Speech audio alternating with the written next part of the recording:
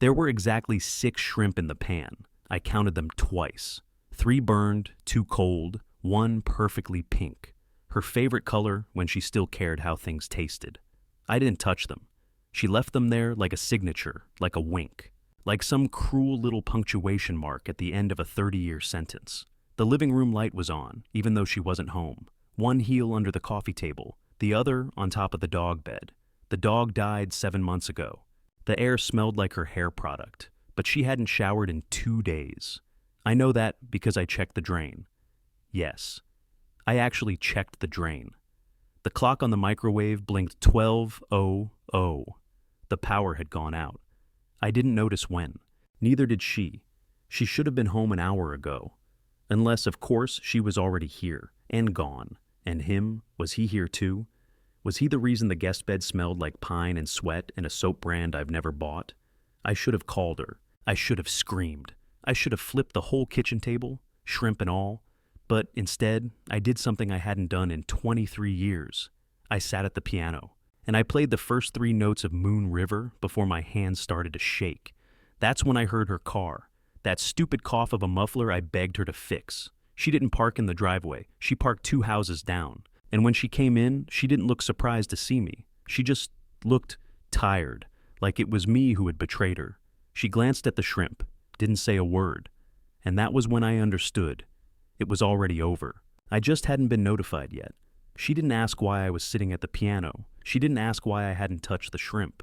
She just walked past me with that same subtle disinterest you give to furniture in a stranger's house.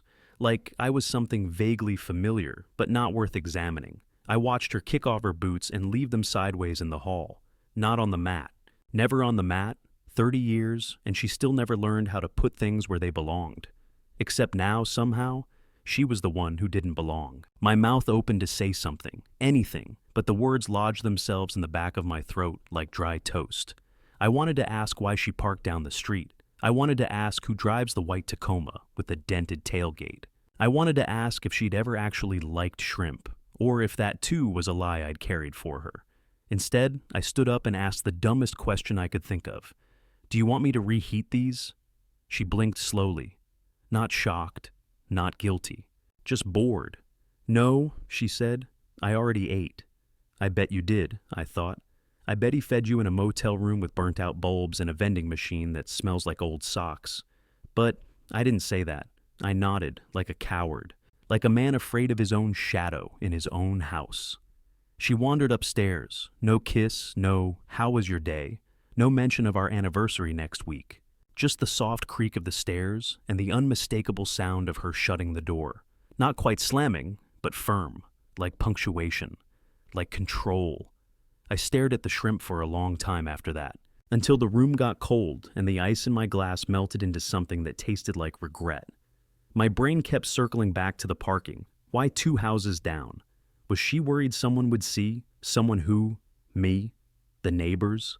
Or maybe the plan was for him to come back. That thought buzzed in my skull like a mosquito. I couldn't let it go. So I did something I hadn't done since high school. I went outside, in the dark. It was just after 10 p.m., and the whole street was breathing in that heavy late summer stillness, where every leaf feels like it's listening. I walked toward the spot she'd parked, slow and careful. Like I was approaching a crime scene I wasn't allowed to disturb. The curb was damp. No tire tracks, but the grass was flattened in a way that didn't match the rhythm of our regular walkers. Someone had been here, recently, waiting. And just as I was turning to head back inside, I noticed something. Right at the base of our mailbox, half tucked behind the post. A receipt. It was barely visible, curled up like it wanted to disappear. I bent down, picked it up, and unfolded it slowly. Room 109, Sunset Pines Lodge, 5:36 p.m. 1 king bed, 2 guests, charged to her card. I stood there for, I don't know how long, holding that stupid thermal paper like it was radioactive.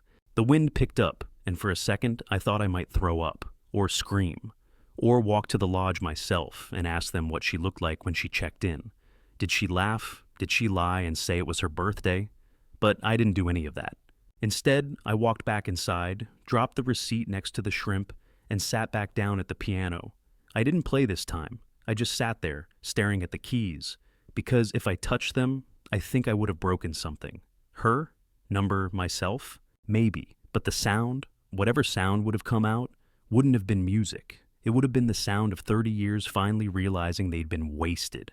I didn't sleep that night. Not even badly, just didn't. The kind of wakefulness where your body stays perfectly still, but your mind throws chairs at the walls. I lay on the couch with a throw blanket that still smelled like lavender dryer sheets, and tried to remember the last time she laughed around me without checking her phone 5 seconds after. The last time she touched my hand without looking like she was reaching for a remote. I tried to remember the last time I felt like a husband and not a placeholder. At 4:12 a.m., I got up and went to the garage. There was only one thing I needed to find, an old blue bin with winter scrawled across the lid and faded Sharpie. It used to hold Christmas lights and tangled extension cords, but I knew what I'd tucked under all that 10 years ago, right after her father died, and she threw away every single card he ever gave her. Back then, I thought it was grief. Now, I wonder if it was rehearsal. I moved boxes, my hands shaking.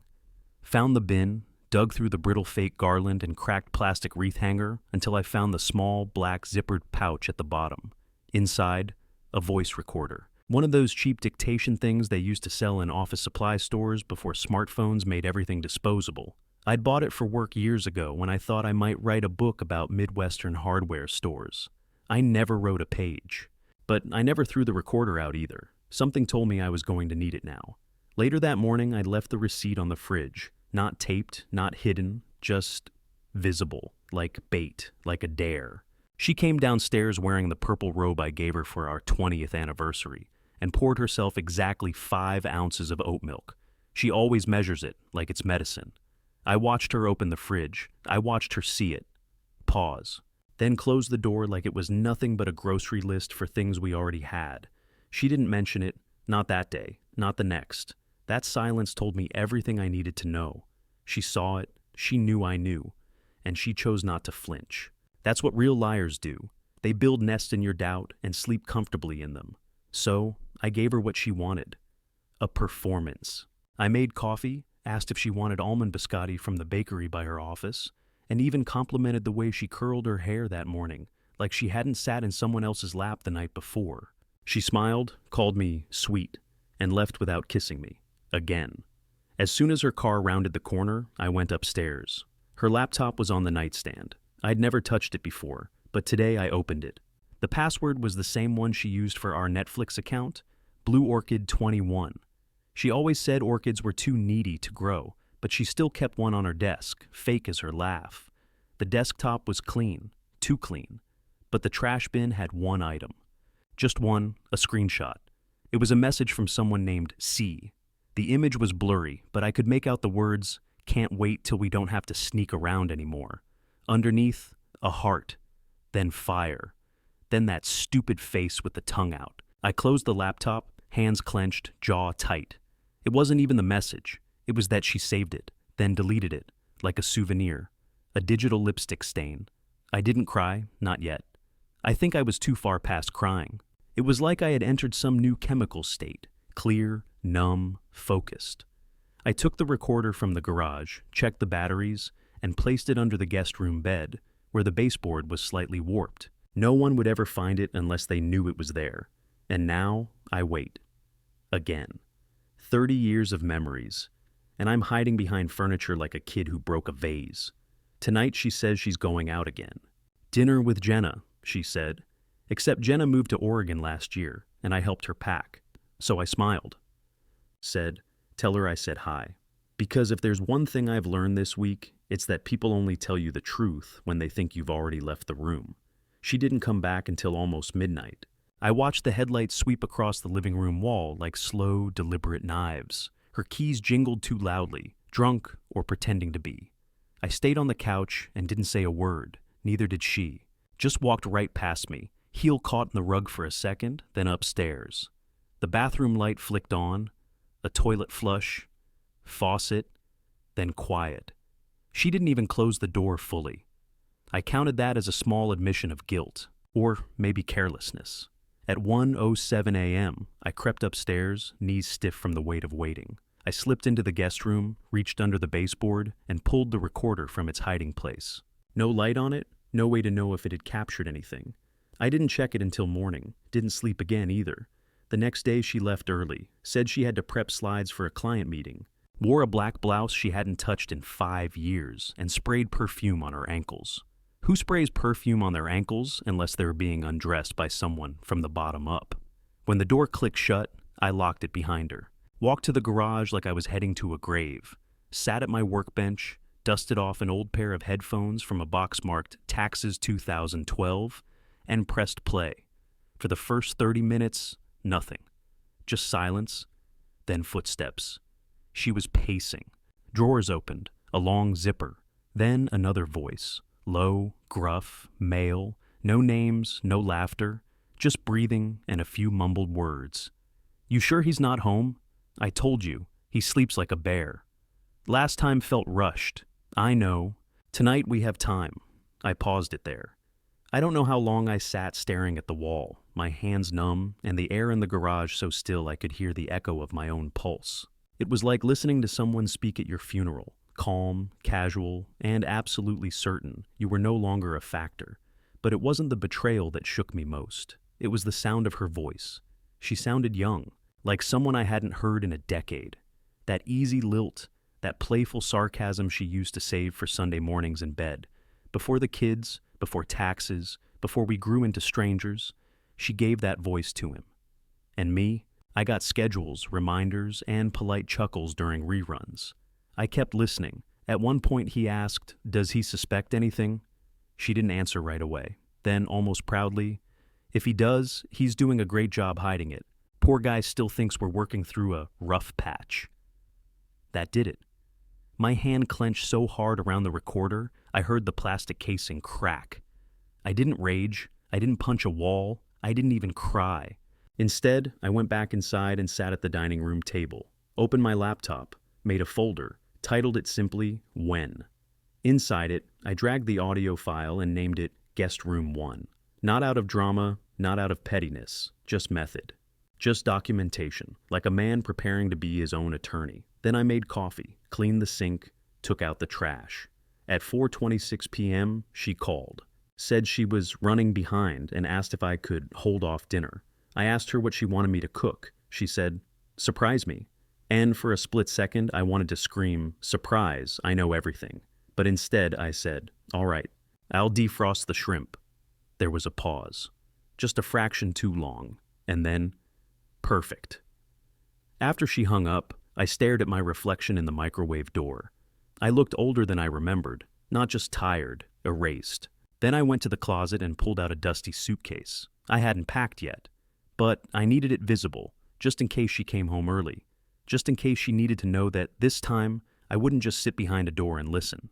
By the time she came home that night, the suitcase was still sitting out, exactly where I left it, leaning against the hallway wall, half-zipped, empty, but loud in its meaning. She stepped around it like it was a bag of laundry, didn't ask a single thing. Just muttered something about bad traffic and the idiot valet scratching her car.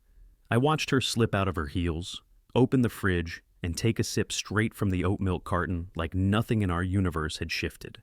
As if I hadn't spent the afternoon cataloging her betrayal in high-quality audio files. As if she didn't just offer her Thursday afternoon to someone who wasn't me.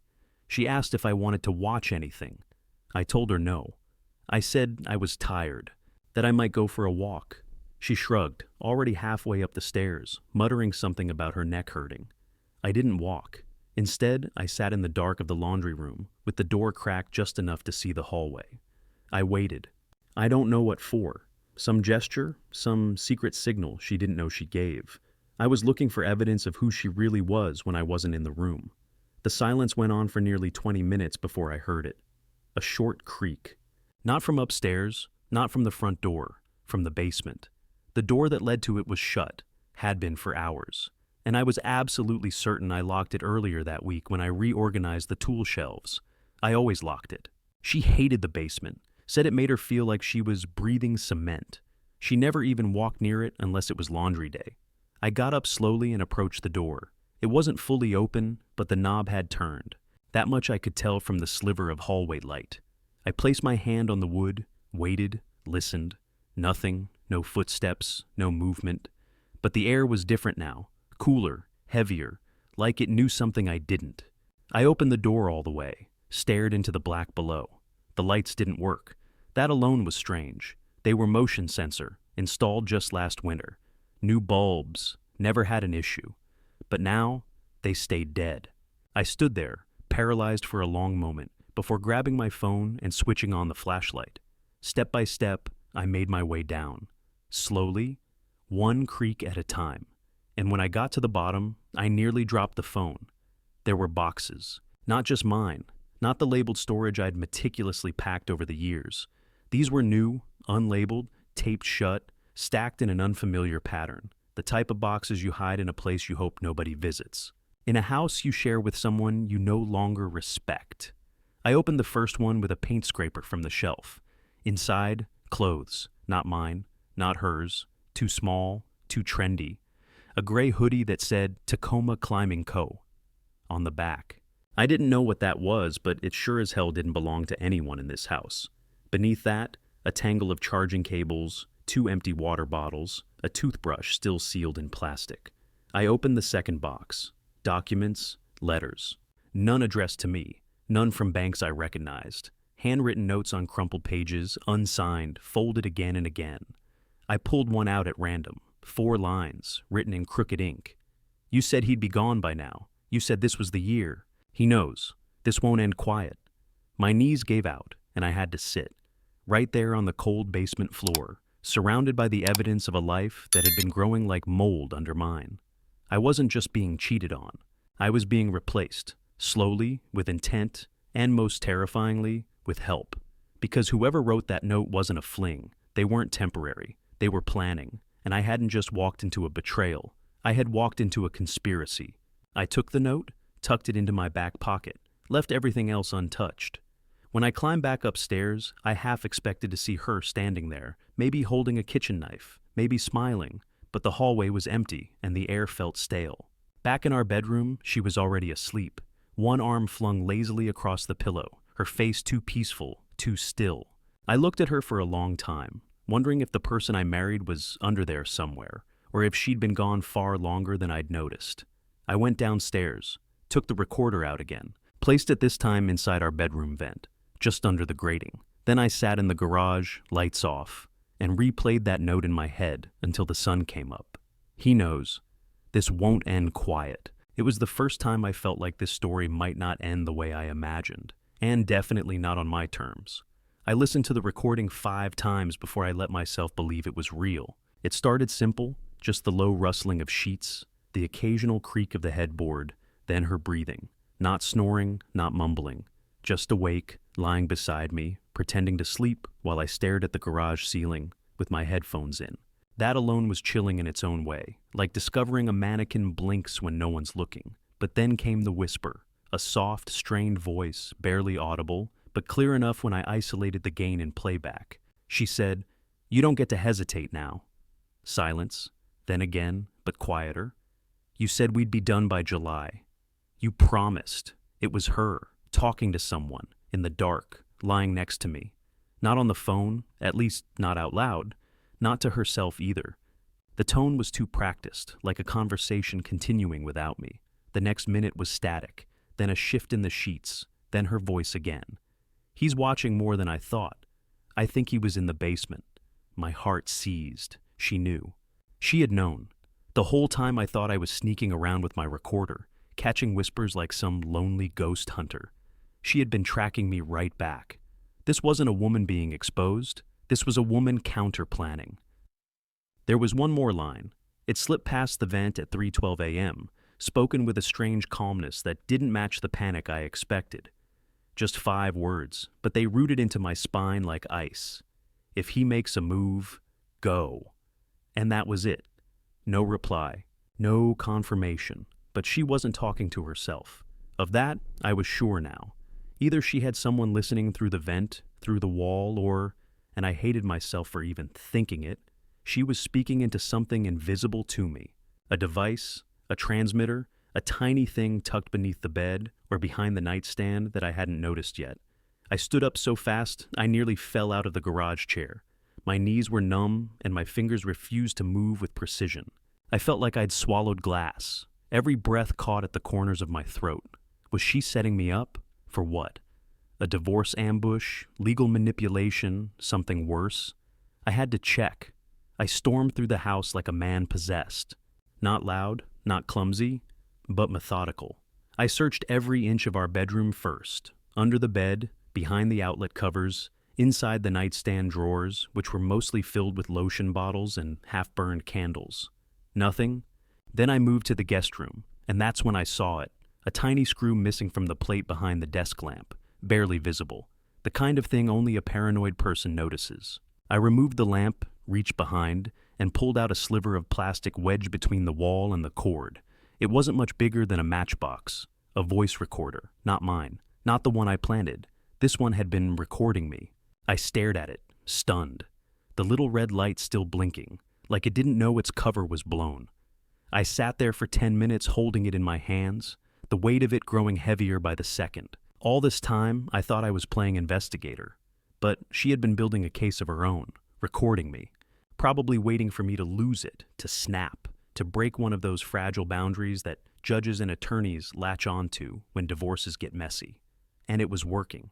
I could feel it, the slow suffocation of being watched from every angle. Except I hadn't broken, not yet.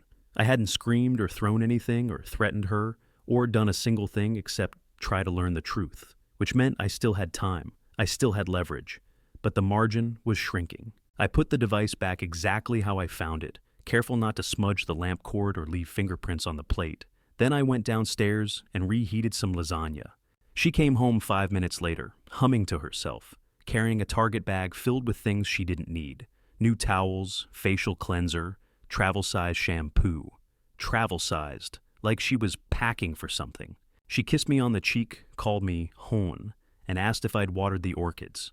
I said yes, but I was lying, because those orchids died 2 weeks ago, and I'd left them there on purpose, black, drooping, and hollow, just to see if she'd notice. She hadn't, because she wasn't living in this house anymore.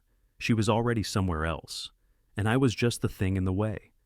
I woke up before she did and just lay there for a while, staring at the ceiling fan, turning slow and lazy above us. It hadn't wobbled like that before, not even last summer when I oiled the bearings myself. I knew that room better than my own mind. Every dent in the baseboard, every creak in the fourth floorboard from the closet. That bedroom had been ours longer than most couples last. But in the last few weeks, it had become a war zone with satin pillowcases. She was breathing steadily beside me, perfectly still, too still. I began to wonder if she was actually asleep or just pretending again. I remembered how she whispered into the vent, how she murmured about me, about him, about what to do if I made a move. I wondered what counted as a move.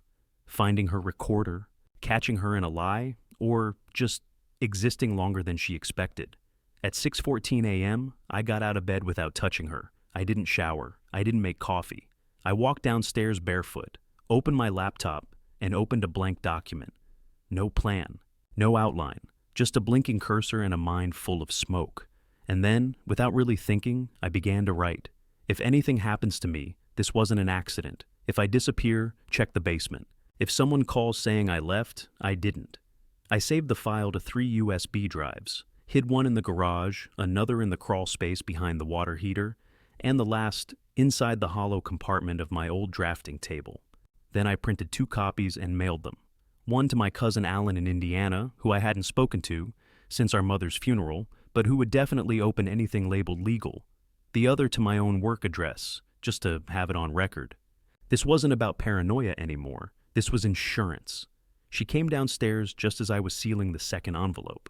She wore leggings and a hoodie and carried that faux surprised expression she always used when she caught me mid-task. Eyes wide, voice airy. "You're up early," she said. "Everything okay?" I smiled at her, and it must have startled her, because for the first time in weeks, she blinked, not dramatically, not enough for most people to notice. But I saw it, that flicker of disruption. She didn't expect me to smile. Not now, not like that. "Yeah," I said. "Just mailing something I should have sent a long time ago." She paused. Her hand floated halfway toward the coffee canister, then dropped. "You're not quitting your job or something, right?" "No," I said too calmly. "Not quitting, just covering my bases." Another blink, faster this time. She made her coffee, but didn't drink it. I could feel her eyes on me, tracing the edges of the envelope like she could see the words inside. But she didn't ask, and I didn't tell. Later that afternoon, I followed her, not in a car. That was too obvious. I let her leave first, said I was heading to the pharmacy for a refill. Then I took the back exit through the alley, cut through the neighbor's yard, and tailed her on foot until she turned into the corner diner near Main. I waited across the street, pretending to read a city bulletin on a utility pole. She sat in the far booth next to the window, and 5 minutes later, he showed up. Not young, not athletic, not what I expected. He looked normal, slouched posture, thinning hair, khakis that had seen better years. He carried a laptop bag and a tired smile. She touched his hand immediately, not passionately, not nervously, but with familiarity, like someone who'd practiced the movement for months. I walked away before I could see more. I didn't need the details. I didn't want them anymore. What I needed now was clarity. Was it just betrayal, or was it something worse? Back home, I opened her closet, dug through the tote marked seasonal, found what I didn't know I was looking for. A shoebox taped shut with a label in her handwriting. Receipts plus travel, something she'd never let me near. Said it was full of warranty slips and expired coupons. But inside were documents, travel itineraries, duplicate passports, one of which bore her maiden name, and 3 keys taped to the bottom. One labeled SP Lodge in sharp red ink, one unlabeled. The third was a copy of our front door key, but the teeth were worn like it had passed through more hands than mine. I sat on the edge of the bed with the box in my lap, trying to remember the last time she'd told me the truth about anything. Then the front door opened downstairs. She was home early. I had seconds. I shoved the box back where it was, pushed clothes over it, closed the lid, and made it to the bathroom just as she called my name. "Gordon," she said, voice casual. "You forgot your prescription bag. It's on the counter." And then from behind the door, a quieter second sentence. "You didn't actually go to the pharmacy, did you?" Not accusing, not loud, just confirming, like she already knew, and just needed to see if I'd lie to her face. I opened the bathroom door slowly, looked her in the eye, and didn't blink. "You followed me?" I asked. She didn't answer right away, just stared, her arms crossed, mouth twitching like it wasn't sure whether to lie or confess. Finally, she shrugged. "You've been acting strange." I laughed, quiet, a little too bitter. Strange? That's rich. We stood there for a moment in the hallway, like strangers who'd accidentally opened the same dressing room door. 30 years, and now we could barely keep eye contact. I wanted her to say something real. I wanted her to say anything that felt alive, but she didn't. And that silence told me everything I hadn't been willing to hear before. I went into the bedroom, pulled the suitcase out from the closet, and this time I filled it, slowly, deliberately. The sound of the zipper was louder than it should have been. She watched from the doorway, still frozen. "You're leaving?" she asked, voice small, not angry, not relieved, just deflated. "I should have left a long time ago," I said, "but I thought I owed it to us to wait until I knew for sure." Her face tightened. "Knew what, Gordon?" "That this was already over, that you had one foot out the door, and I was just the last light to switch off." That broke her mask. She stepped into the room, reached out like she was going to put a hand on my arm, but stopped herself. "I didn't plan this," she said. "I didn't want it to happen this way." "But it did," I said, quieter now. "And every day you said nothing, it happened again." She stood there in silence as I walked past her with the suitcase in one hand and a folder in the other, the one labeled "When." I set it on the kitchen counter like a final statement, like a chess player laying down a piece. "I'm not going to blow up your life. I'm not going to tell the neighbors. I'm not going to drag this into court unless you make me. You can keep the house. I just want peace." "Where will you go?" she asked. And for the first time in a long time, I smiled. "I don't know, but that's the part I'm looking forward to." I got in the car, drove until the houses stopped looking familiar. I didn't check my phone, I didn't cry, I didn't play music, I just drove. Past gas stations, farms, and one of those roadside produce stands with hand-painted signs and crooked peaches. Somewhere near the state line, I pulled over. A field of wildflowers stretched out behind a rusted fence. and I stood there for a while, breathing in air that didn't belong to any past version of me. For the first time in months, maybe years, I wasn't watching someone else's story unfold. I was starting my own. It's funny how 30 years can collapse into a single moment, but it's even funnier how 30 seconds of courage can give you the rest of your life back. That night, I booked a room at a small inn with a creaky porch and a fireplace that actually worked. The bed wasn't much, but it felt clean, honest. The receptionist asked if I was passing through or staying long. I said, "Let's find out." I left the window open, let the breeze in, and slept harder than I had in a decade. Not because I was alone, but because I was finally free.